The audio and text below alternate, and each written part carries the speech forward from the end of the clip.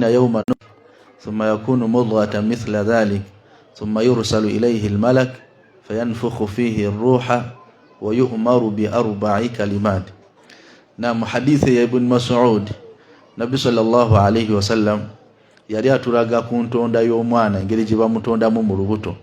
Nabbi yalaga nti ennaku 40 agasooka dibeera ttondo erya spam. Weyitawo ennaku endala 40 ne kifuuka ekisaayisaayi.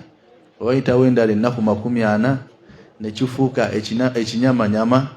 Zennaku 10 mmeka 20. Thumma yursalu ilayhi almalak. Oluvannyuma Allah n'asindika malayika ng'omwana awezezza emyezi 4 fayanfukhu fihi ruha nemufuwamu omuki nemufuwamu omwoyo.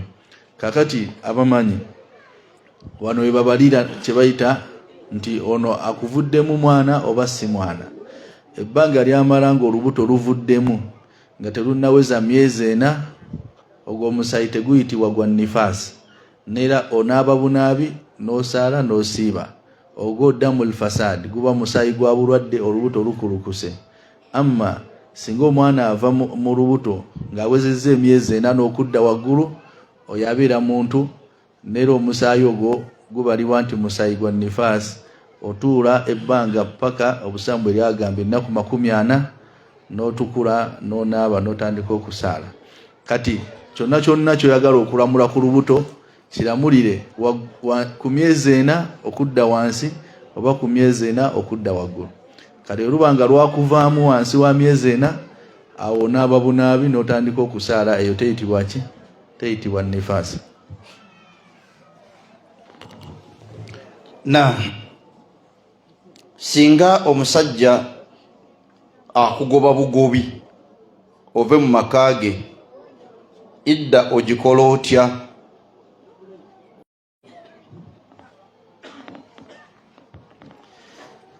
نعم يقول الله تعالى لا تخرجوهن من بيوتهن ولا يخرجن إلا أن يأتين بفاحشة مبينة. eyo aya eri mu surati at-talaq esura buki agenda bugenze. Kati so abaami balina otegeera amateeka ago nti obufumbo esookera ddala tubuyingira mu mateeka ate tubufulumira maki mu mateeka. Si nkola ya taxi agikoowa yagikola ki? Yagyesonyiwa. Seka empewo z'ekika zisobola okunnafuya mu nsonga z'eddiini. Zisobola okunnemesa oba okunnafuya mu nsonga z'eddiini. Naam, ekigambo mpewo za kika ekigambo ekyo simanyi oba kyavaawa kubanga mulimu ebika ebimu nga tebirina mpewo.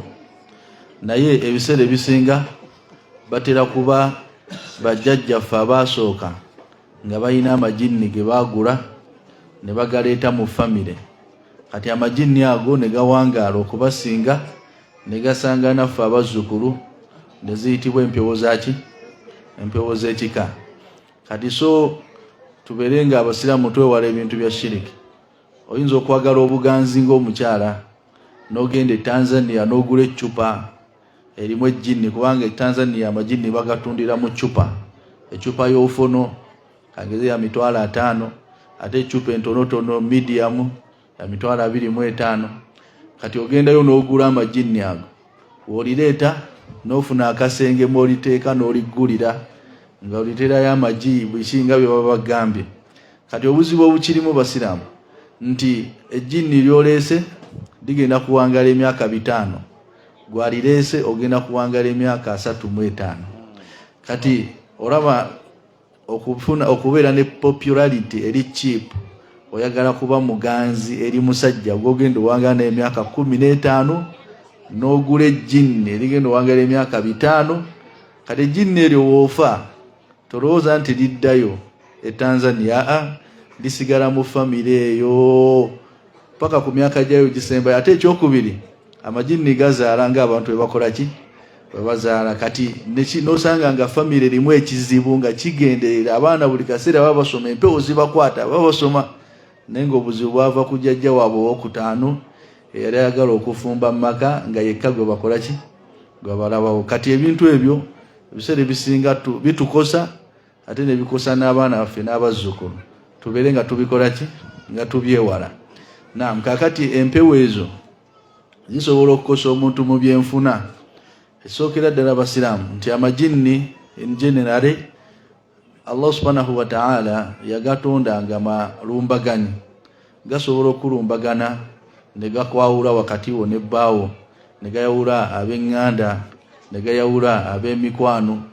Gasobola Allah asobola n'ogayisizaako ne gakola ekintu kyonna kyonna ekibi. Naye Allah agamba wama hum bidarrina bihi min ahadin illa biidhnillah. Eyo aqida ina okubeera mu mutima gwo tegasobola kukosa muntu yenna okujjako nga Allah yakoze eki? Allah yasazeewo. Kati so si buli kikutuuseeko wallahi empewo zitutawaanya, si buli kikutuuseeko. Nira kati wano mu Desemba osanga haji wa hajati nga batisa abaana kamotoka bagenzeeko mu kyalo, empewo zibafuuweko. Empewo tezikoze eki? Teziteredde tugende tulime ku bijja bali eyo. Kati bali mu nsiko kyobola bange ennaku zino ebintu tebitambula bulungi. Naye nga mu butuufu abagenze empewo zibafuuweko waliyo akuuma ebijja. Empewo zimufuuwa ghuduwan wa ashiya, zimufuuwa kuva ku makya ne kawungeezi. Naye nga womutunira embeera ze la hawla wala quwwata illa billah. Nga n'essimu agikuba mu kibuga bamuweereza omunnyo, nga n'essimu agikuba mu kibuga bamuweereza omuceere. Kati eyo endowooza y'empewopewo eyo mubeere nga mujejjamu. Abantu abasinga abalala omusanga nga alina bulwadde bulala ng'aganye n'okugenda mu ddwaliro awoza bandoga nina empewo. Kati abeera yalookinga obwongo bwe ne bubeeramu ekyo ne bubeeramu ekyo. Kati buli kimutukako mu nsi alowooza mpewo, alowooza majinni. Kati eyo endowooza mubeere nga mujja mu busibe obwo obwa shayatin. Naye Allah wabanga akugezeseza ne shayatin nabyoteerawo amakubo goyinza oyitiramu okuba nti embeera zitereera biidhinillahi ta'ala. Seeka mbuuza singa mba ngenda kufumbirwa bati nga okwanjula kwange kuliko endongo, muganda wange n'agaana okujja nti ye tagenda ku mikolo giriko music, seeka nkole ntya? Mukyawe oba?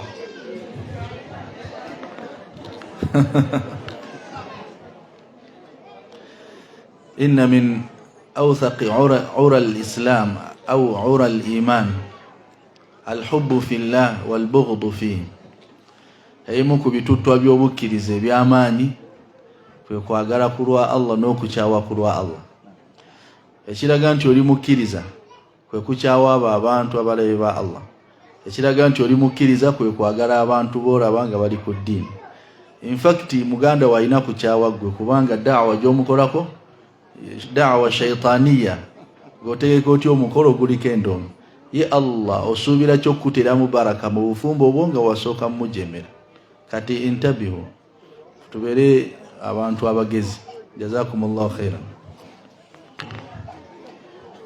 Seeka ndi mukyala mutoolo, bantuuma n'empaaku, naye mmala okusoma eddiini bansomesa nti empaako ensibuko yaazo zaali za mizimu. Naye nze empaako sizi amakulu tazitambulirako era talina bwetaavu bwazo. Naye agamba bw'asigaza empaako eyo alamulwa atya? Atiinyi simanyi atwoli.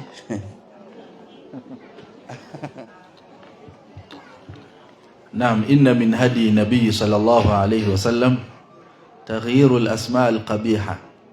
Omu ku bulungamu wa nabbi sallallahu alayhi wa sallam ne yali enkola ye yakyusanga amannya amabi, amannya agategeeza ebibi, amannya agategeeza shiriki oba agayimirizaawo ebisinzibwa ebitali Allah subhanahu wa ta'ala. Nabbi yasanga nga abaswahaba basiramukanga nga balina kangeze mathalan Abdul Uzza, omuddu wa Uzza. Kati Uzza lyali sanamu lye bakola ki? Lye basinza. Nabbi namugamba bal anta Abdullah, nkukyusiza erinnya oli muddu wani? Oli muddu wa Allah subhanahu wa ta'ala. Kati so wetubeera n'amannya nga gategeeza emisambwa, gategeeza emizimu, gategeeza bakatonda, gategeeza abalongo, waswa kato, ekisinga obulungi ekiri awula wa ahsan okubanga agamannyo ogejjirako ddala oleme kuba nti ojjukiza abantu ebyo ebisinziwo ebitali Allah. Waliwo abakyala bannagadiya, waliyo bamukasa, kati mukasa oyo naye Katonda w'Abaganda, waliyo bamusoke. Agamannyo omuntu waba asobola okugejjako kyekiri awula wa ahsan. Naam. Kiki ekireese obuzibu bannange? Nsaba amalowoozi gakkakane. Ddoboozi lya Seeka mulimanyi liri wansi nsiko, kati temulivuganya. Kyotamatidde ddamu owandiike, ate era kyotamatidde buno obujulizi, kati weesootinga wekka eyo. Sheyi enviiri bwe nsiba enviiri nga zisobola okuyitamu amazzi,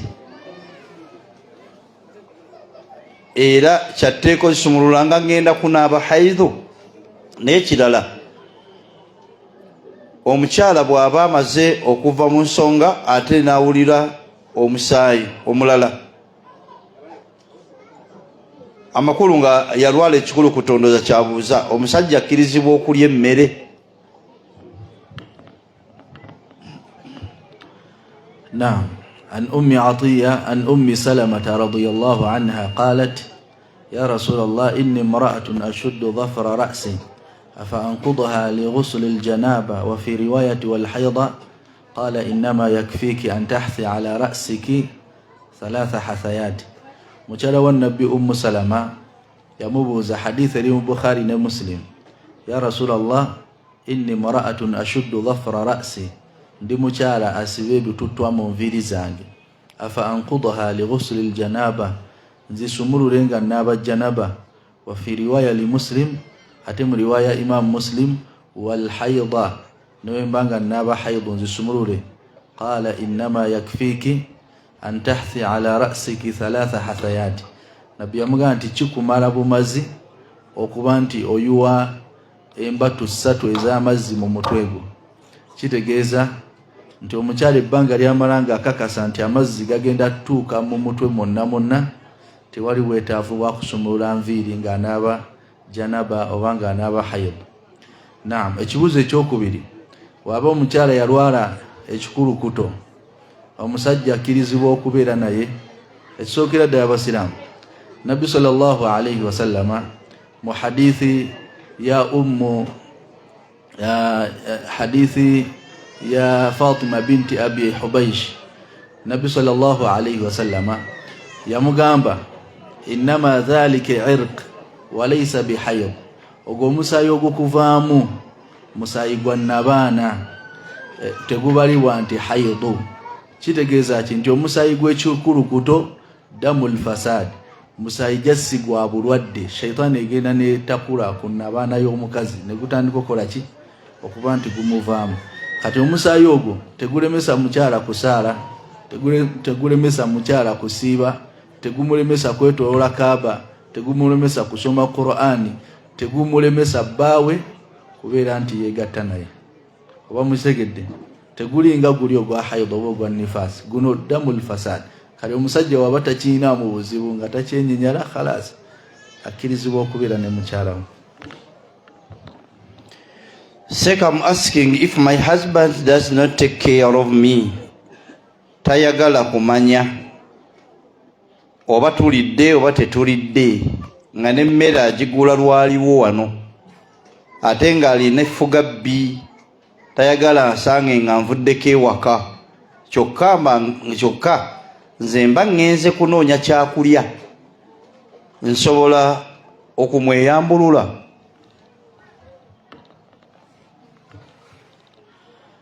نعم. قال النبي صلى الله عليه وسلم: كفى بالمرء إثما أن يضيع من يقوته. وقال النبي صلى الله عليه وسلم: اللهم إني أحرج حق الضعيفين. وقال النبي صلى الله عليه وسلم: استوصوا بالنساء خيرا فإنكم أخذتموهن بأمر الله واستحللتم فروجهن بأمر الله. Nabbi sallallahu alayhi wasallam yagamba kimala bumazi omuntu okufuna omusango okugayalirira abo balina okulabirira, ategeeza omukyala n'abaana. Kimala bumazi omusajja Allah omuteekako omusango singa asulawo obuvunanyizibwa obw'okulabirira omukyala. Ate Nabbi sallallahu alayhi wa sallama n'agamba Allahumma inni uharriju haqqa ad-da'ifayn ay alhiqu al-haraja wal-ithm, ay Allah nkusaba oteeke ekibonerezo n'omusango ku musajja oba omuntu yenna abuzaabuza haqqi z'abanafu abameka, abanafu ababiri. Wad-da'ifayn huna, abanafu ababiri Nabbi byalategeeza wano al-mar'atu wal-yatim, omukyala ne mulekwa. Abo abantu mu nsi eno be basinga obunafu, kubanga Allah yakola omukyala mu butonde bwe nga n'owomusongamu olugalo asobola okukaaba. Kati embeera ze za bunafu. Ate otunulira ne mulekwa naye talina kitaawe asobola mulwanirira, bamulyaza amaanya mangu. Nabbi yasabira buli muntu yenna edduwa embi agezaako okulyaza amaanya haqqi zaki z'abanafu abameka, abanafu ababiri. Kati so Nabbi yali mu hijjatul wada yagamba istawsu bin nisa'i khayran, mbalamira bannanga bakyala mbayise bulungi, fa innakum akhadhtumuhunna bi amrillah, abakyala abo mwabafunanga Allah yabalagidde mubawase, wastahlaltum furujahunna, Allah n'abakkiriza n'okubeerako nabo mu nsenga z'obufumbo nga kiragiro kye. Kati istawsu bin nisa'i khayran, abakyala mbayise buki, mubayise bulungi. Kati omwami yenna atalabirira makage ng'agayalira obuvunanyizibwa bw'ewaka, fahuwa athim, alina omusango omunene maaso gani, maaso ga Allah subhanahu wa ta'ala. Kati so abaami nkimanyi wano tebaliwo, naye tutye Allah eri abaki, eri abakyala bagenda tulemesa okuyingira ejjana nga batusika amakanzu olw'obuvunanyizibwa bwe tweteeka mu nsingo ne butulema okutuukiriza. Nze teri kintu kinkwasa nsonyi na kintiisa nga kutuula mu maaso ga muzadde n'akugamba nti nkuwadde muwala wange Fatuma. Ekigambo ekyo nkitya nnyo mu muzadde ng'akyogedde, kubanga aba ategeeza nti obuvunanyizibwa bwonna bwe mbadde nabwo obw'okumuliisa, obw'okumwambaza, obw'okumujjanjaba okuva na leero mbwejjeeko mbutisaani, mbutisegwe. Kali abasajja abasinga tebakirowooza, naye omuzadde kyaba ategeeza nti nkufumbizza muwala wange Fatuma, mukuwadde abeere mukyalawo, aba ategeeza obuvunanyizibwa bwonna mbukoze ki, mbukutise. Kati so abaami abakola ekyo tebeeyisa buki, tebeeyisa bulungi. Ekyokubiri, omukyala ono agamba nti omusajja tayagala nve waka ate ngamba ngenze kola ki, ngamba ngenze kunoonya. Nabbi sallallahu alayhi wasallam yagamba wala takhun man khanak, tokumpanya oyo akoze ki, akumpanyiza. Kituufu omusajja takulabirira bulungi nate tetokkirizibwa kumwewaggulako kufuluma maka nga takoze ki, nga takukkiriza. Omukyala yenna afulume waka nga bbaawe tayagala afulumewo, fahiya nashiza, mu Busiraamu abalibwa nti kyetwala. Nero omukyala wafuuka nashiza nga kyetwala, tasqutu anha nafaqa, mu Busiraamu obuvunanyizibwa bw'omulabirira omugulira emmere buba bumaze okuvaako. Singa ofulume waka nga sikukkiriza n'ogenda n'okola, n'ogenda n'okuba ekyeyo, n'ogendako ewammwe, eryo ebbanga ly'omalayo lyonna sikakatibwako kuliisa, sikakatibwako kunywesa, kubanga sinze yagambye ofulume waki, ofulume waka. Kati so ensonga za sharia tuzikwatenga zaki, tuzikwatenga za sharia, mukitegedde. Naam. Ekyokusatu, nzikirizibwa okumweyambulula. Naam, okkirizibwa okumweyambulula kasola banga takyakukolera oba musegedde. Omukyala yajiwa Nabbi sallallahu alayhi wasallam namugamba ya Rasulallah fulanun la, yagamba nti ya Rasulallah fulanun la aibuhu fi dinihi wala fi khuluqihi walakinni akrahu al-kufra ba'da al-iman. Ya Rasulallah, bba wange simunenya kintu kyonna kyonna, sobola mwogerako kintu kyonna kibi ku ddiini ye wadde empisa ze. Musajja munnaddiini asaala ate musajja alina empisa, nempulira mwenyenyala buli wembeera naye mba sagala kubeera naye. Okyege kati ntyo mulyaza amaanya ajja kumpita nkoleki ngane, njagala mweyambulwa twawukane. Nabiyamga ataruddina alayhi hadiqatahu, oyina ennimiro gye yakuwanga amahale oli redo jimuddiza obeerenga omweyambulwa. Qalat na'am ya Rasulallah, namukoye ngenda jimukola ki, ngenda jimuddiza. فقال النبي صلى الله عليه وسلم أقبل الحديقة وطلقها تطليقا يقام باو مچارون kirize nnimiro bagikuddize mwawukana oluki olwawukana. Kati yo hadithi byebimu ku bikolo by'obusiraamu ebitulaga nti omukyala waba akooye bbaawe akirizibwa omweyambulula, naye omweyambulula bi'iwadin, omweyambulula na kintu ky'omuddiza obanga yenunula mu busibe oba mu buwambe. Kati olina ky'okwata n'okola ki nozzaayo. Ekisembayo ku kibuuzo kino, abakyala abasinga balina ensobi gye bakola mu mbeera y'okweyambulula omusajja we yategeera nti omuddiza amahale amanya ennamba y'essimu n'amusindirira ku mobile money. Taata Kamada ogalabya mitwalo gya 5 nti nzirabye, kati neesonyiwa, sikumanyi, tokola ki tomanyi. Si bwe batyo beeyambulula omusajja. Basiraamu, ekiragiro ekisembayo mu kweyambulula kiba kya musajja. Okigete oyagala kweyambulula omusajja n'amahale go gayina, naye ate omusajja alina okukkiriza nti nkutadde. Neera singa omusajja agaana, owulira ndowooza omusajja singa akola ki, anze maama Kamada nkyakwagala biki, nga nti nkukooye sikwagala, nkyakwagala nkukooye. Kati mugenda mu kooti y'obusiraamu ewa qaadi gye mugenda, we mutuuka ewa qaadi n'akako omusajja ono akute mukyala w'omutemange. Musajja singa neera alemerako n'agaana nti nze mukyala wange nkyamukola ki, kati qaadi akozesa obuyinza sharia bwe yamuwa n'akola al-fasakh, n'awandiika ekiwandiiko n'agamba okusinziira ku sharia n'ensonga eziri wakati wa maama Kamada ne taata Kamada, nze nga qaadi w'obusiraamu nsazizzaamu obufumbo bwabwe okuva naleero si bafumbo. Kati agamba okubugo olina okukwata, singa oba togakutte yonna gy'oba ogenze, oba okyali mukyala wa musajja ono, oba okyalina omuguwa ogwo mu nsingo zo. Neera abakyala bangi bali mu bufumbo obulala naye nga babalibwa nti benzi, n'abaana be bazaalayo nga baana ba bwenzi. Yanoba bunobi, mulundi gumu n'akwata ebintu bye. Yani yewagamba nti okunoba kwa busiraamu eyo bida. Mu busiraamu n'owoosoma ebitabo bya fiqh n'obimalayo temuli mu masala ga kunoba, tolina ogenda gasanga. Omukazi tanoba, obufumbo busaanawo mu mbeera 3: imma omusajja okuta, oba gwe n'omweyambulula, oba qaadi n'abusazaamu. Okitabeera ekyo obeera okyabalibwa ku musajja ono. Kati so mubeere abakyala abakkiriza nga mwegendereza bye mukola, kubanga mulina otutuuka mu maaso ga Allah ababuuze empangaala yammwe.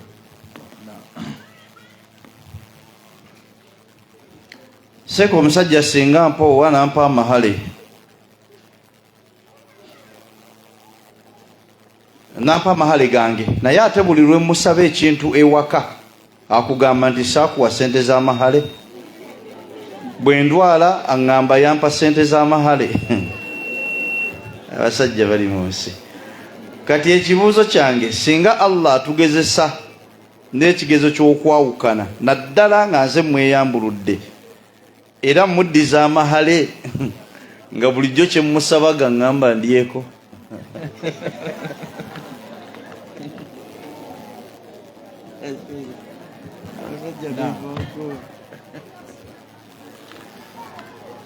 ekisookera ddala basiraamu, amahale haqqi ya mukyala oba omusajja kyekintu kyalina okuwa omukyala nga kyatteekwa. Allah aga nti wa atuuhunna ujurahunna bilma'ruf, mubeere nga mubawa amahale gaabwe. Wa atu nisaa sadukatihinna nihla. Kati amahale kintu kyatteekwa omusajja kyalina okuwa omukyala. Neera singa omwami afa ng'abadde tannawa mukyala amahale, oba tebannagaba maali ya musajja oyo, ebimu bibasooka okujjamu mu mabanja bajjamu amaki, bajjamu amahale. Kati amahale newagaana okugakuwa ku nsi ogenda gamubanja yaumul qiyama. Kati embeera y'okuba nti okozesa ku mahale gano mu mbeera ya maka, ekyo kirina kuva an tibi nafsik, gwe ng'omukyala okuba nti gwayagadde okubaako kyokola ki, kyocontribute nga si kyatteekwa okwata ku ssente ze z'amahale. Hatta neyozitaba z'amahale basiraamu, omukyala ne waba nga alina biliyoni, owulira ni wabanga ina billion nge wakati wali munyo obusiramu tebumuvunaana butagula munyo buvunaana musajja ono yalina okugugula. Kati omukyala contribution yonna maka erina kubanga yakyeyagalire ne wabanga mugagga okusinga omusajja. Oba musegedde kati obuvunanyizibwa bw'amaka muguwa guli mu nsingo ya musajja tebuli mu nsingo ya muki ya mukyala. Mukyede abakyala naam. Kakati otuusa okwawukana n'omwami ono mu mbeera gye mubaddemu omuddiza amahale oba tomuddiza. Mu busiraamu olina omuddiza amahale, si kyatteekwa muddiza amahale gennyini ge yakuwa. Oba musegedde kubanga omusajja ayinza okuba yakusomera aya za Qur'an kati ozimuddiza otya. Oba osegedde kati waliwo kye bayita almaharu lmithli, osobola omuwa ekyenkana n'amahale, osobola omuwa ekiri wansi w'amahale, oba omusajja asobola n'okusonyiwa n'agamba atogampa naye genda. Musegedde naam. Zino zombi hadisi onabuza omwana okufaanana taata we oba maama we. Omubaka sallallahu alaihi wasallam yakyogerako ki? Nsaba ku hadithi eyo omwana okufaanana maama oba taata. Ono ekyokubiri naye asaba hadithi aga kiramulwa kitya?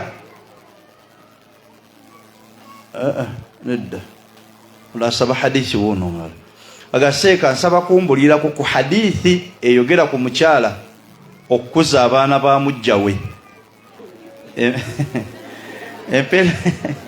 Kati musekaki empeera zaafuna ze zimu nga z'otubuliddeko okuza omuntu alabira bamulekwa.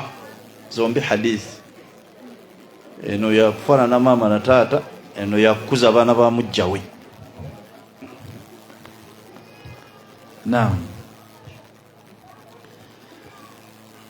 An ummi Sulaym radiyallahu anha أنها قالت للنبي صلى الله عليه وسلم يا رسول الله إن الله لا يستحيي من الحق فهل على المرأة الغسل إذا هي احتلمت؟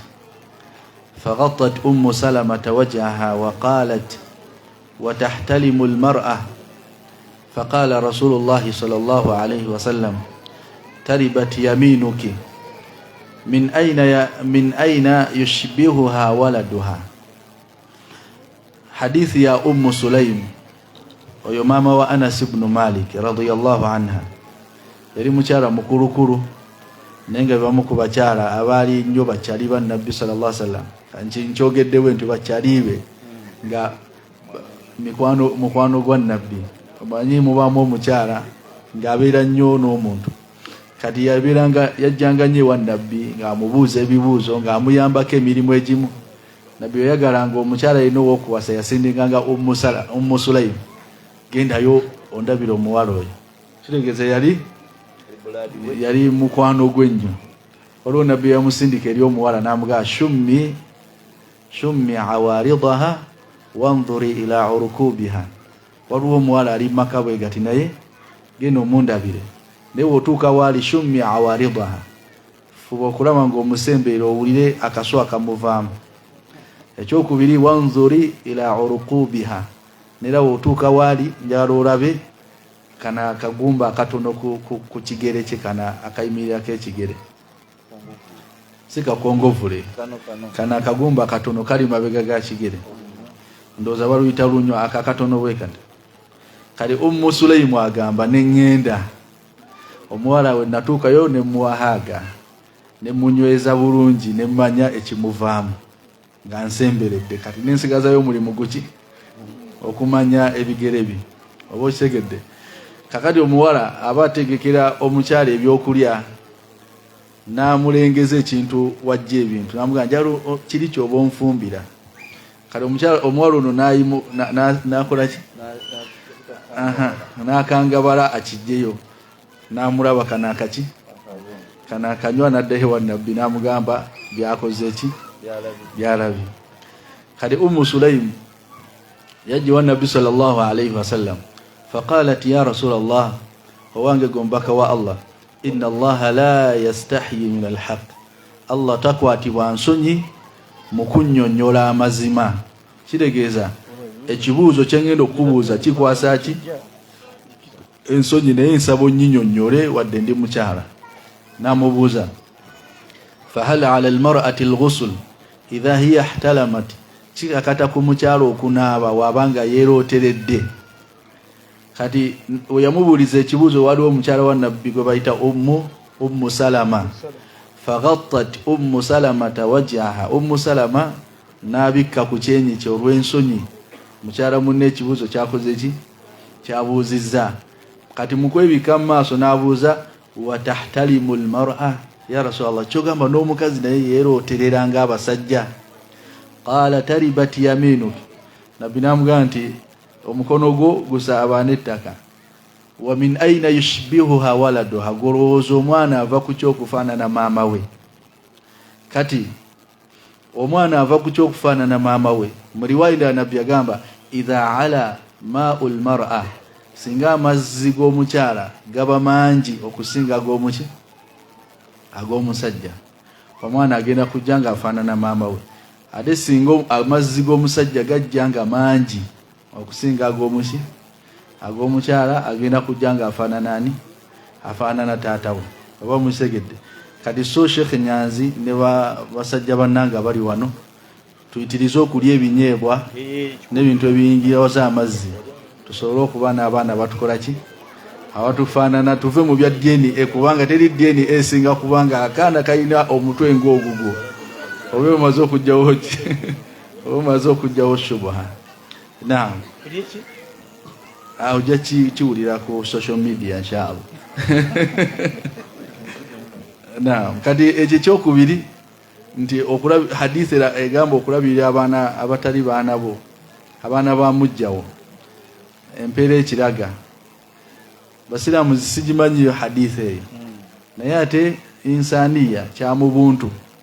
Omusajja woba omwagala n'ebibye, nga naffe abasajja we tuba twagala abakyala tubaagala n'ebiki n'ebyabwe. Nera it's not advisable okwagala okuwasa omukyala eyazaalako ate nga toyagala jje na mwana we. Ebiseera ebisinga oyo omukyala tasobola terera mu maka. Oba oyagala omutereeza obulungi mu maka, sooka ozika omwana we abeere nga abeera naye wano, oyo omukyala ojja kuwangala naye buki. Kati so abasajja abasinga oba tebalina bubeezi magezi simanyi, ogamba mukyala nti omwagala ate omwana saagala kumulabako. Nedda, oba osazeewo okumwagala, mwagale n'ebiki. Obanga osobola owangalira ewaka n'omukozi n'abantu abalala nga tobalinaako na musaayi gwonna wadde ekintu kyonna, katatuula omwana w'omukyala nga ate mukyalawo. Kati so Nabbi sallallahu alaihi wasallam we yali ayogereza Ummu Salama yali mukyala nga already yazaala abaana nga 4. Yalina omuwala gwe bayita Zainab binti Abi Salama, yalina Umar ibn Abi Salama, yalina n'omwana gwe bayitani ne Salama. Kati nabbi yasindikayo abamwogereza. Manyi nabbi teyajjanga direct, yasindikanga mu kinabbi, yalina ensonyi nnyingi. Kakati ubwo yasindikayo Omusalama sebo yali yeeraga, yamugamba nti genda omugambe inni ghayura, nze ndi mukazi waki wabbuba, ayina olukulumuli lw'abasajja, nze nina ebbuba njala musajja nga muliko ki. Inni ghayura, ate wa inna li binta, ate nindi mukyala nina kaana kange akawala kenkyayagala kakole ki, kakule. Nga ategeeza Zainab. Bwe bakomayo wa nabbi bamuwa amawulire, nabbi yamugamba nti wa amma al-ghayra fa nas'alu Allah an yudhhiba bil ghayra, eri ebbuba eyo si nsonga, tujja kusaba Allah mujjemu ki ebbuba, ate omwana wo tujja mmukuza tumufumbize n'omufumbiza.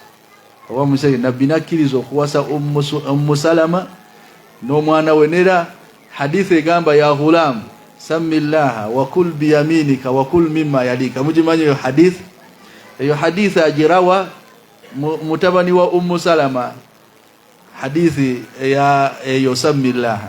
Kati agamba twali tutudde ku lujjuliro ne nabbi, kyeza bali babiri awakawani, faja'ala yadi tatishu fi sahfa, ne omukono gwange nga gugenda gulya buli wamu nga omanya abaana abato, nalya wano nalya wano nalya. Kati nabbi namuga ya ghulam, owange gwe mulenzi, sambillah asoma bismillah wa kul bi yamini kolisechi olisedyo wa kul mimma yalika ali ekikulikki zino zonna empisa nabbi ali muzigiriza omwana gwe bayita mujja na nyina kati temuteekawo ntalo wakati w'abaana babbaawo ababo bayinza obutakuyamba naye ate abo b'omukyalo omulala ne bakola ki ne bakuyamba kati beere omuntu alina insaniya kale gamba nti kamba yambe buyambi nga atabamanyi abosege naye osanga olinga alina obujja tajja nabbala tebawa mmere mulimu n'abakazi abamu nga basaanika abaana abo ng'emiwumbo gy'emmere n'amufumba kati toyinza kukola kikolwa ekyo n'obeera n'emirembe mu maaso ga Allah tubeere nga tweddako ono agamba Sheikh Hamza omuntu omuwa magezi ki bw'aba ayagala okukwata hadithi nga ggwe ne Qur'an ono akibuuziza ajja kujja muwa amagezi naawe ojja kujja ekino ekibuuzo Seeka akizzeemu kubanga kankisome kuba kinkakatako kisoma. Seeka omusajja yansanga n'omwana wange naye tanyambako ku school fees ate nga sikola and I find hardship mu kulabirira omwana bwe musaba okumwenenya bwe musaba okumweyambulula oba bwe mweyambulula mba nkoze bubi ngende nkole ndabirire omwana wange nzikirizibwa.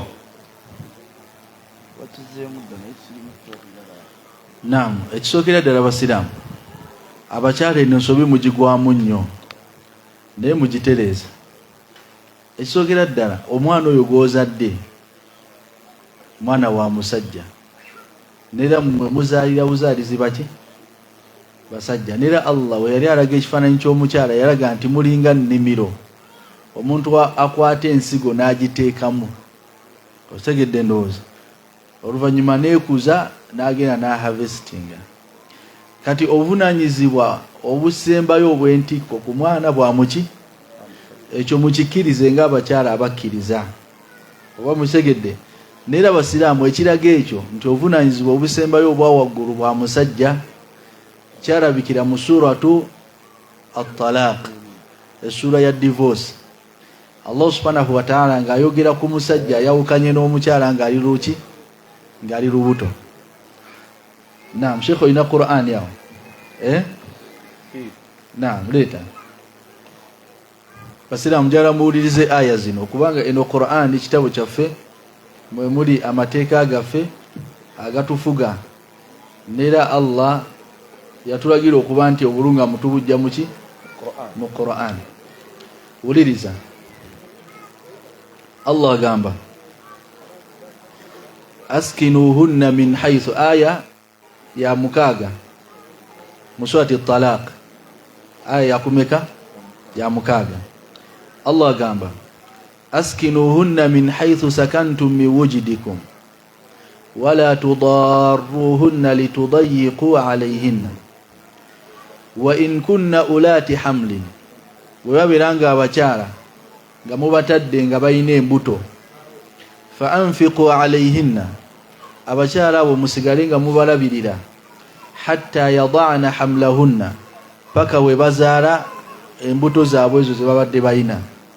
Kino kiraga ki nti omukyala singa bamutanga ali lubuto iddaye kuzaala mwana wazaalira bw'ati khalas iddaye ebekoze ki ebeweddeko. Fa in arda'na lakum singa omukyala ono amala okuzaala omwana n'asalawo akuyonseza omwana wo njala muwulirize bulungi n'asalawo akole ki akuyonseza omwana wo fa atuhunna ujurahunna mubasasule sente zaabwe ez'okukola ki ez'okuyonsa. Nera wano oluusi baseeka abamu bakola ensobi ne bayonoona abakyala naye nga aya bagitegeera bubi mu kugamba nti omukazi emirimu gyakola ewaka olina omusasula. Otegedde ndowooza nti omukyala kimuli kyawaka bw'aba asazeewo okukolera biki olina omusasula. Nedda omukyala okwoza engoye zange sirina musasula, okunfumbira emmere sirina musasula, okuyonsa abaana bange sirina mukola ki kubanga olede namusasula dde ewaabwe.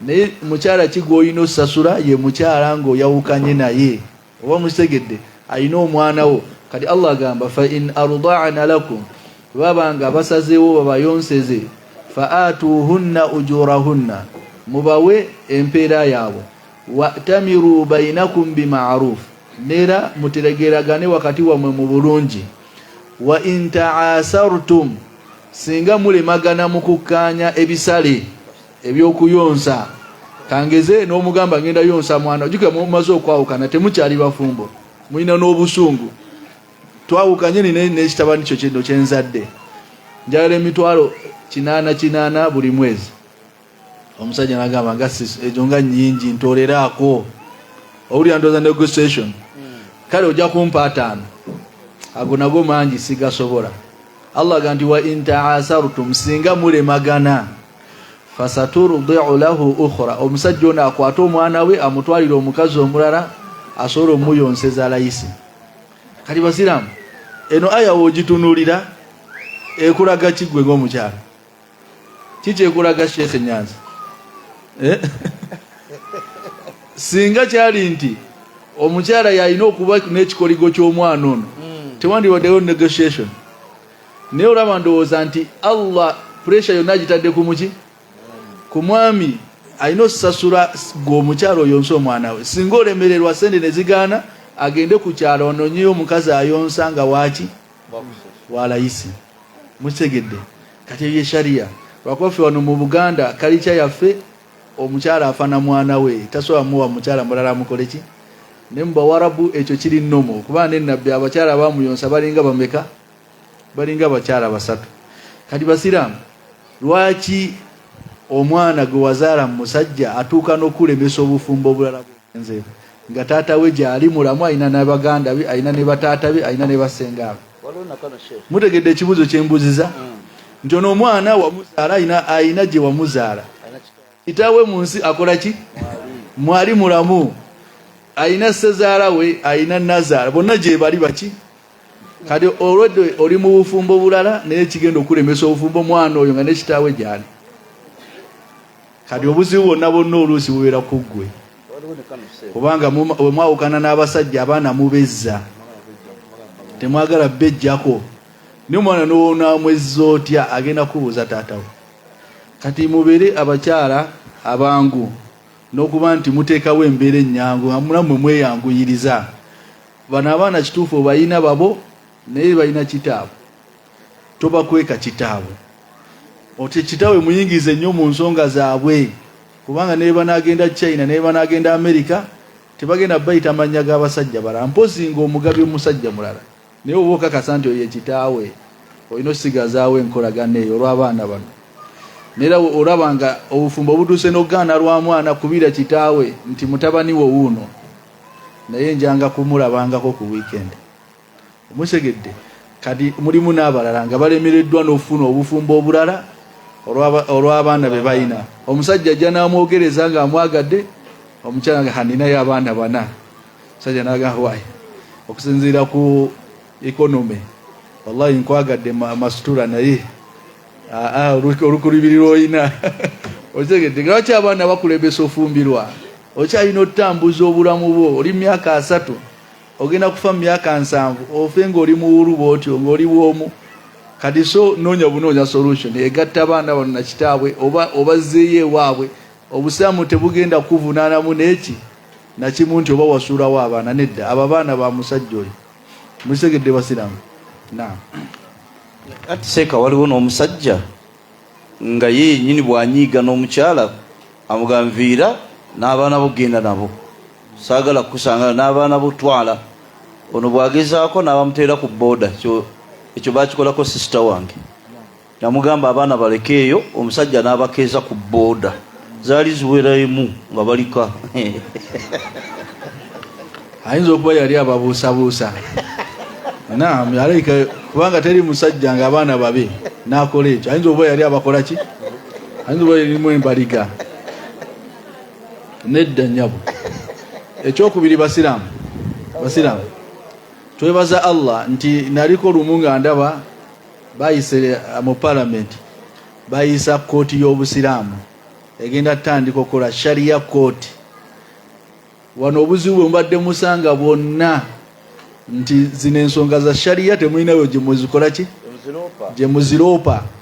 Ne bano abasajja we bati abo bagenda basibanga osegedde naam bagenda mubatwala mu sharia court oba munasangayo sekabosanga yatudde oreizinga ensonga zo sharia eberenge mupininga okolote ekyobusiru bwekito omukyalo omulekera abaana n'obateeka ne ku boda baddeyo. Abo abasajja bajja basi baba bakuba emigo baddemu amaki amagezi. Musabe Allah sharia court eyo bagiteekere ddala muki mu nkola egenda tuyambako ebizibu ebirala bingi nnyo. Kiramulwa kitya okufumbira omusajja eyeddira kyekimu ne maama wange. Maama wange n'agaana okujja ku mukolo kubanga beddira gumu n'omwami wange. Naam, ne watajja oba omuwonye oyo mushiriku. Masturbation era mulwetya akasabuni ako nawo kafuuse ebizibu bannange. N'abakyala bakakola biringanya zitesi tube babikola sheikh bamuyita annakihu biyadihi, omuntu eyafuula omukono gwe nga ye mukyalamu na ye bbaawe oba ye mukyalamu. Basiramu masturbation ni zambi ddene neera Allah agamba swati mu'minun walladhina hum ala furujihim hafidhun walladhina hum fi furujihim hafidhun illa ala azwajihim aw ma malakat aymanuhum fa innahum ghayru malumin faman ibtagha wara'a dhalika fa ulaika humul aadun. Allah yali alaga ebitendo byabakkiriza mu swati mu'minun sura yabakkiriza bino bye bitendo byabwe. Walladhina hum li furujihim hafidhun, muhimu ku bitendo byabwe bakuuma obwerere bwabwe. Illa ala azwajihim, okujjako eri babba baabwe oba bakyala baabwe. Aw ma malakat aymanuhum, obabo emikono ejjadde begifuga abazaana. Fa innahum ghayru malumin, bo tebabagaaniddwa kubeera nabo. Faman ibtagha wara'a dhalik, omuntu yenna akozesa obwerere bwe ekitali ekyo fa ulaika humul aadun, abantu abo be balumbaganyi b'amateeka gani ga Allah subhanahu wa ta'ala. Kati so eyo aya bamanyi bagikozesa mu kuba nti bagaana masturbation okulaga nti eri haram. Ekyokubiri basiramu, masturbation erina effects zereeta abasawo baleetanga 25 ku 3 zonna nga ziraga obubi bwa masturbation. Mu bimu ku bizibu bya masturbation mulimu okuba nti enafu y'amaanyi g'ekisajja n'otuuka ekiseera nga zaidu la yaqumu abadan, nga zaidi takola ki la yaqumu. Naam, nga zaidi la yaqumu eno ku saidi y'omwami nga zaidi la yaqumu takola ki la yaqumu nga la yaqumu nga Sheikh Nyazi wagamba. Otegedde ndowooza kati ebizibu byonna byava otazinaavuzi zino ogenda ozinafuya osegedde. Ate kati mu abakyala kati gwokuta ekibbiriŋŋanya okyesosonkoddeyo, golooza mwami kyali kukkusa mu nsi eno, owooza wallahi simuwulira nga woddira bitesi tube wena kati. So mubeere abantu, tubeere abantu abalungi oba musegedde. Enso woba owulira ng'okuze oli mwana muwala ng'oyagala kufumbirwa, agamba bazadde bo okusinga okubalimba nti osoma oli makerere naye ng'okozesa test tube. Golooza Allah n'akutera baraka mu kusoma kwokwo. Bwe oba osanga nga kituufu alina diguri naye nga emirimu gyakola ki gyabula, Allah yajja baraka mu kusoma kwe. Lwaki? Yeefuula asoma kumba ali mu kujemerani Allah subhanahu wa ta'ala. Owulira ng'obwagazi olina bungi, nabbi yatuwa eddagala naga nti fa alaykum bisawm fa innahu lahu wajaa. Nabbi yatuwa nti beera ng'osiiba kubanga okusiiba kukendeeza shahwa, kukendeeza obuki, kukendeeza obwagazi. Olaba nga omukyalo okusiiba tekukumala, genda bakutayirire. Osegedde genda bakole ki? Bakutayirire, kubanga mu Busiraamu kiri sunna okutayirira omuki omukyala. Neera ebimu kubikendeeza ku bwagazi bw'omukyala kumukola ki? Kumutayirira. Kati waliwo omukyala ng'alina akasagazi tabeererawo kati gwe wakasagaza obutakola haram genda ababerenga bakutayirira biiznillahi ta'ala bakendeze ku bwagazi bwo osobole obutajemera Allah. Naam. Seka mbuuza, bwe nnoga eddagala nempa omwana nga mulwadde oba nze nendikozesa kiba kiramulwa kitya? N'ekirala, nalwala lumu obulwadde mu kifuba neŋŋenda ewa sheehe n'ansomerera naye gaali majinni nga gantuddemu, wabula Allah tabaraka taala yansaasira nempona. Naye ate seeka yagambye tibaseeka abo babi, kiramulwa kitya? Naam. Tadawaw ibadallah wala tatadawaw bil muharram ma anzala Allahu da illa anzala laha dawa alimahu man alimahu wa jahilahu man jahilahu. Nabbi yagamba nti mwejjanjabe abange mu abaddu ba Allah naye temwejjanjabisa bintu biriki biri haram. Wa hadithi n'agamba ma anzala Allahu da, Allah talina bulwadde bwe yassa kuno ku nsi illa anzala lahu dawa, okujjako yabusizaako eddagala lyako. Alimahu man alimahu, abalimanyi balimanyi, wa jahilahu man jahilahu, n'abatalimanyi tebakola ki? Tebalimanyi. Kitegeeza muno mu nsi mulimu abantu Allah bwe yayagiriza eddagala ng'olwala nagamba agenda okozese ekibwankunata. Bakiyita ki? Ekibwankulata. Ekibwankulata. Oba osegedde kati eddagala eryo Allah yaliteeka mu bintu bye tulya, yaliteeka mu miti, n'aliteeka mu bintu ebyo bya green ebyo. Zonna ku lumu nalwalako kano ke bayita akasekerezi kano akantu akakwata eriiso. Naye omanye eddagala lye nakozesa, olaba ekitooke kuliko obuntu obujja ku kitooke nga bweru, obutegedde obeera ku ndagala nga buki bulinga evvu. Akantu tekamanyi kantu ako. Ennaku ezo oba omaze okuwona, jasi ng'ogenda n'okakwata n'otandika okukasiiga, onoonya eriiso lyako n'olisiiga nnyo bw'oti, mu nnaku 2 kaba kamaze okusaanawo. Kandi ozolaba nti eryo ddagala liri ku kitooke, Allah yaliteeka okwo lijjanjaba kaki? Aha. Kati tekirina buzibu basiraamu n'okwejjanjaba eddagala lya habo kasaliba nga teririmu haramu, kasaliba nga teririiko condition nti olikozesa kawungeezi ng'enjuba egwa, oluvannyuma n'oliyiwa mu masaŋŋanzira, olikozesa otunudde eno, ebyo weebityo byebifuula haramu. Naye bwe kibanga kangeze masalan oli mulwadde wa musujja, genda oyenga omululuuza, tekirina buzibu. Allah eddagala yaliteeka mu muki? Omululuuza. Musaidde basiraamu, kati so bwe tuba tuvumirira habo tetuzivumirira zonna ala al-itlaq, tuvumirira abo abazikozesa mu mbeera ya shiriki. Oba kitegeeza nga bateekako conditions, naye bwe kutabako condition tulikozesa ng'eddagala eddala, kubanga n'eddagala ly'abazungu ne litumira era balijjamu ebyo bintu. Kati ekigaji kiwonya omusujja, lye bajjamu empeke z'omusujja ne bakola empeke nga njeru naye nga bazijja mu kiki?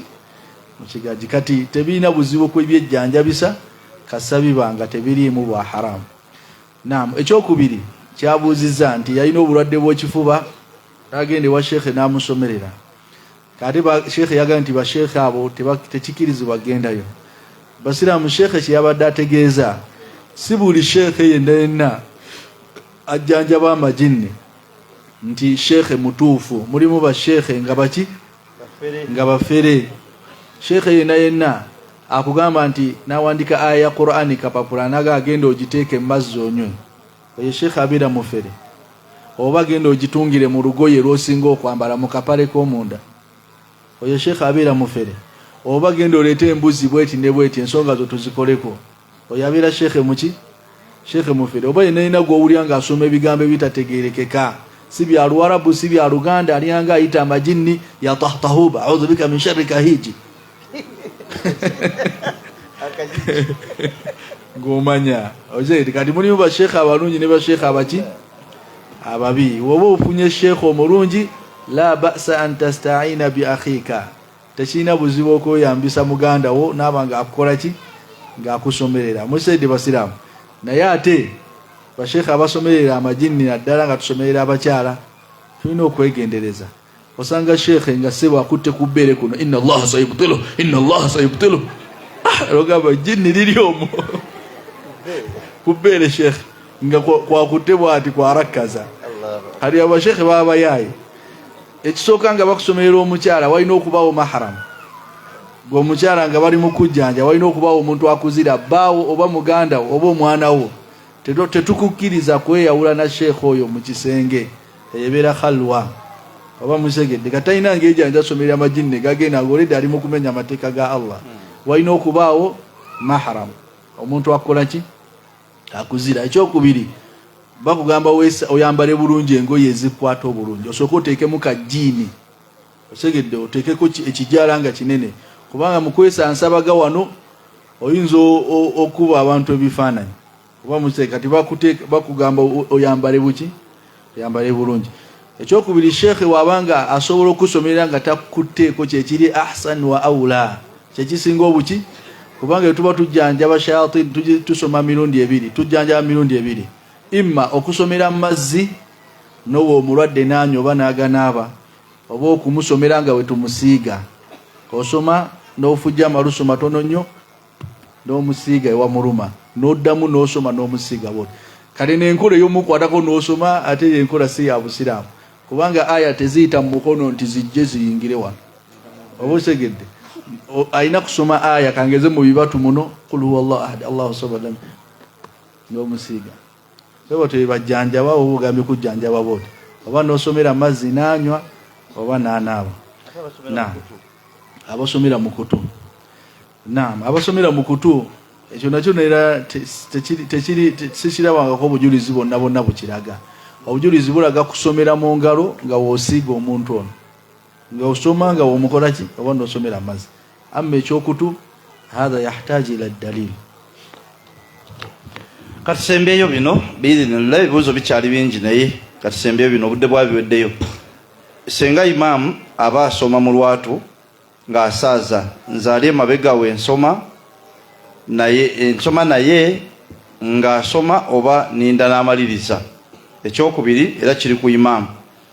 Siramulwa kitya imaamu okuggalawo omuzikiti ng'esswala zonna tuzisaalira wabweru okuggyako ejjuma mbulwakuba bagenda kubba amplifier baali bazibba imaamu n'agusiba ujje ku jjuma.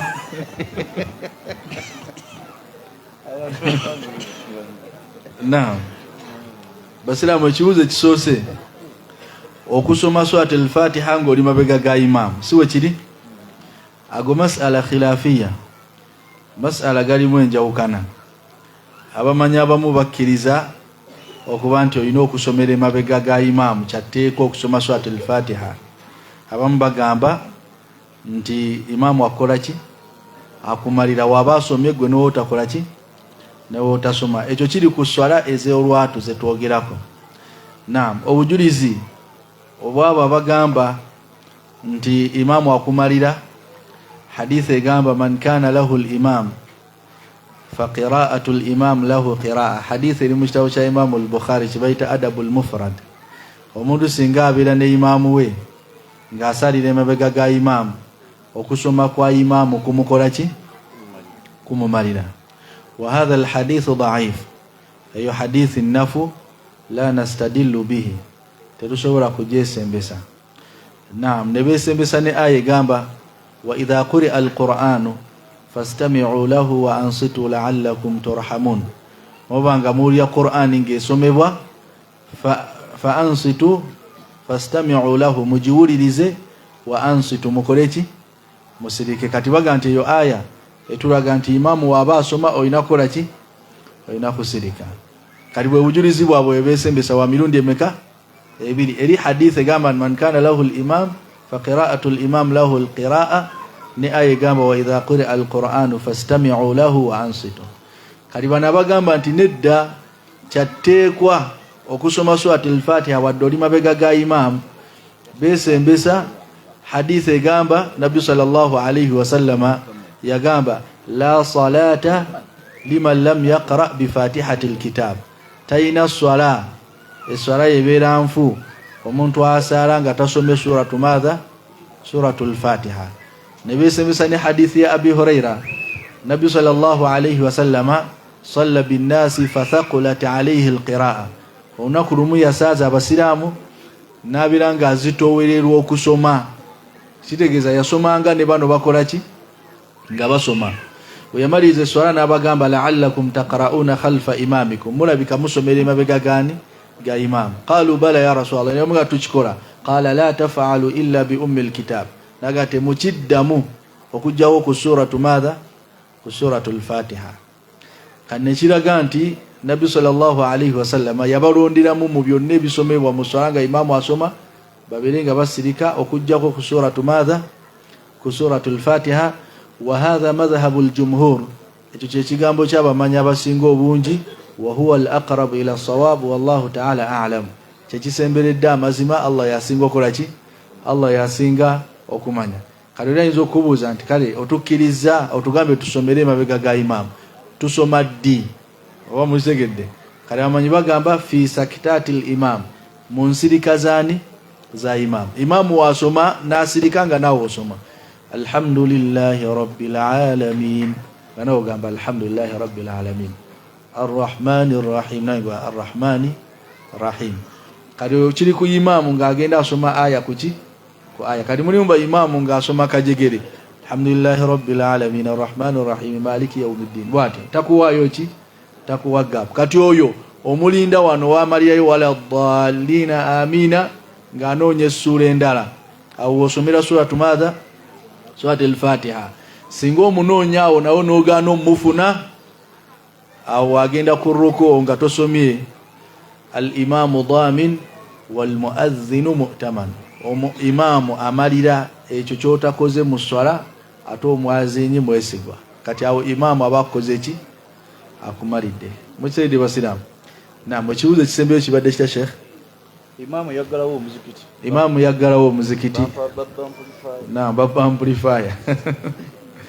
Basiram fi buyutin adhina Allahu an turfa wa yudhkara fiha ismuhu yusabbihu lahu fiha bil ghuduwi wal asal rijalun la tulhihim tijaratu wala bay'un an dhikrillah wa iqamis salati wa ita'iz zakah yakhafuna yawman tataqallabu fihi al qulub wal absar.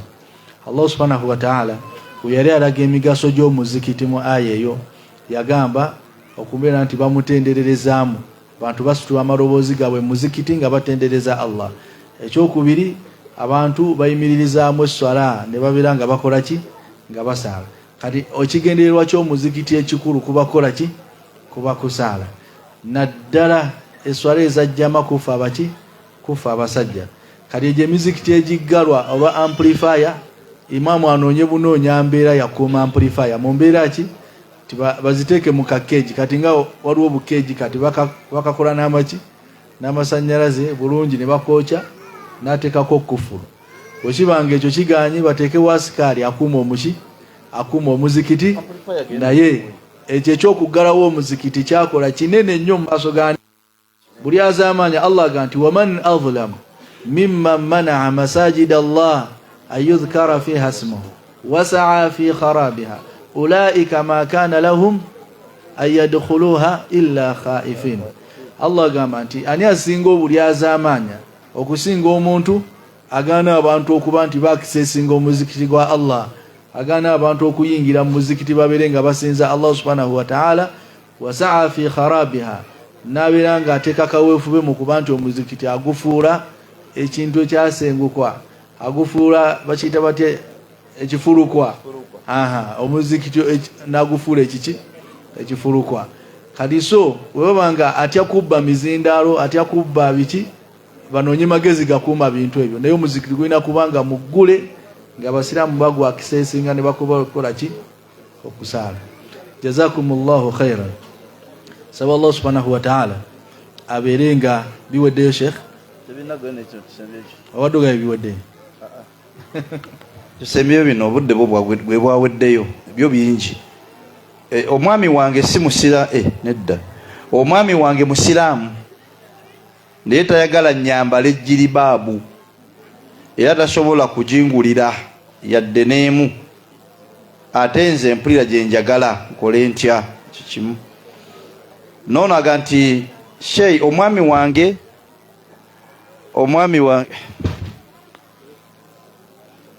muteeka mu byuma, omwami wange agenda kufumbiza muwala we naye tanzikiriza kuyita maama w'omwana ono kubanga omukyala yasooka kumuswazaswaza. Kati seeka nkole ntya? Omwami agenda kufumbiza muwala we, omuwala akuze noono maama bwetuyita omujja nedda step mom. Kati maama ali walala, taata yagambye oyo tumuyita yanswaza nnyo, ayagala kufumbiza mwana nga maama we taliiwo. Kitegedde? Naam.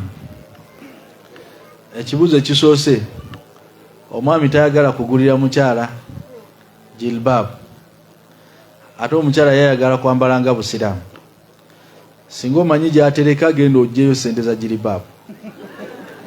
Otegedde? Naam. Inna aba sufiyana rajulun shahihun walaysa yu'tini ma yakfini wa waladi illa ma akhadhtu minhu sirran. Ya Rasulallah, bba wange Abu Sufyan musajja muggulu, tampa kimala n'abaana okujjako ekyo kyensokodde mu nsawo ye nga takola ki, nga tamanyi. Kati nfuna omusango singa nkikola, nabbi namugamba nti khudhi ma yakfiki wa waladuki bil ma'ruf, sigala ng'osokolayo ekikumala n'abaana bo. Kakati oyo omusajja wabanga takimanyi nti okwambaza omukyala buvunaanyizibwa bwe, ng'omanyi gy'atereka agenda osokoleyo sente z'ebikaaya, obeere nga weegulira ebikaaya byo yambale. Naam, ekisembyeyo ono omwami ayagala kufumbiza muwala we. Basiraamu si kalombolombo mu kufumbiza omwana nti walina okubaawo maama oba musegedde.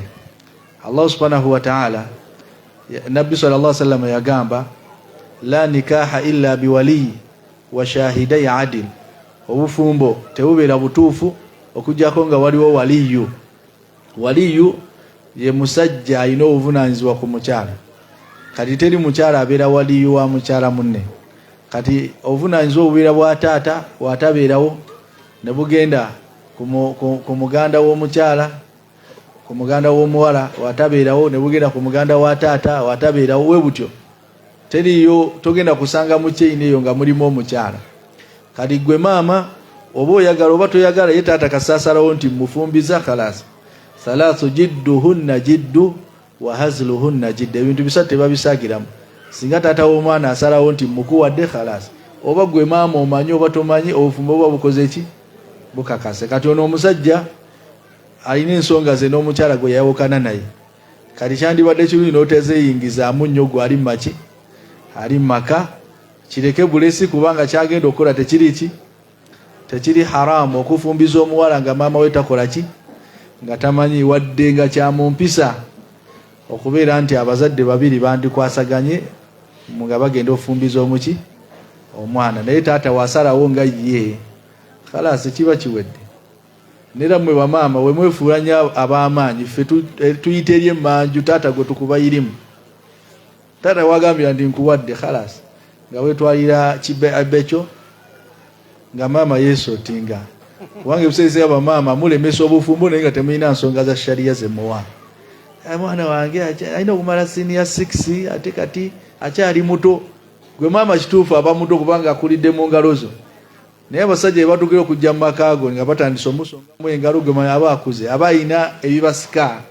Gwoba ng'omuzadde tobiraba, naye abasajja babikola ki, baba babiraba. Kati so kkiriza nti Mayimuuna omukuzizza atuuse mu senior 6, amaze university, mwejjeeko afuuke omukyala nga ggwe, naye atandika obulamu bwe. Naam, jazakumullahu khairan. Saba Allah subhanahu wa ta'ala abeere nga akkiriza bye twansalinze nga bituufu, atusonyiwe bye tukozeemu ensobi. Nsaba Allah subhanahu wa ta'ala atumalire ffenna abalina obwetaavu bonna abeere nga abumala. Abalwadde muffe saba Allah abawonye. Abatalina baami saba Allah abeere nga abawa. Saba Allah subhanahu wa ta'ala abatagendangako Makka abatwale, abagendayo Allah abeere nga abazzaayo. Saba Allah abalina abaami nga batusumbuwa Allah abalungame. Allah abatereze babeere abaami abasinga okuba abalungi gye tuli. Nsaba Allah subhanahu wa ta'ala atugondeze abaana baffe, abafuula abawulize gye tuli, abafuula ekisanyusa ky'amaaso gaffe. Nsaba Allah atuwe obusobozi obulabirira famire zaffe. Nsaba Allah subhanahu wa ta'ala atutaase ab'ensaalwa, abafutwa, abatatwagaliza. Nsaba Allah atunywereze ku busiraamu, atusinkanye mu jjana yawmul qiyama. Subhanaka Allahumma bihamdik ashhadu an la ilaha illa anta astaghfiruka wa atubu ilaik.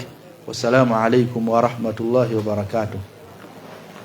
Wa alaykum assalam wa rahmatullahi wa barakatuh. Tumuyanza Sheikh Hamza Badiru Kaira nina omusomo gw'okwanukula ebibuuzo. Ebibuuzo bisigaddewo bingi ddala katulabe baseeka abaddako ddala Sheikh Nuh naye tujja muwaako ebimu biidhinillah subhanahu wa ta'ala. Mukirize twanirize Seeka Haddad Sesanga obudde bwe twakabutwalako eddakiika 16 amalize essaawa 3 zennyini. Barakallahu fikum wa jazakumullahu khayr.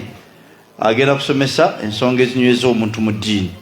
Sebo tukwaniriza Seeka Haddad Sesanga obedda mbagamba nti yalina eddagala erijjanjaba shayatin, era ye musawo waffe akuzibuka amaaso gwembalagira buli kaseera biidhinillah